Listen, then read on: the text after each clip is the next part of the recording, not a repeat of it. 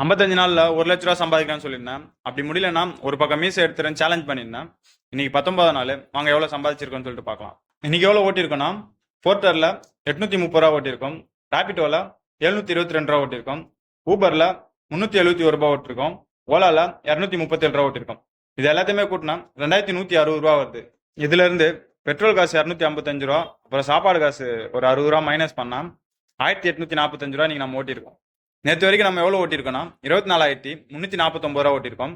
இன்னைக்கு ஓட்டினதை கூட்டினா 26,194 ரூபா நம்ம 19 நாளைக்கு ஓட்டியிருக்கோம். நம்ம 19 நாளைக்கு எவ்வளோ ஓட்டியிருக்கணும்னா 34,580 ரூபா ஓட்டியிருக்கோம். ஆனால் நாம எவ்வளோ ஓட்டியிருக்கோம்னா 26,194 ரூபா ஓட்டியிருக்கோம்.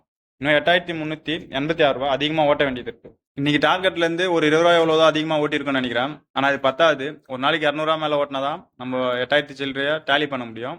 நாளையில இருந்து வீட்ல இருந்து சாப்பாடு எடுத்துன்னு போயிடலான்னு இருக்கேன்.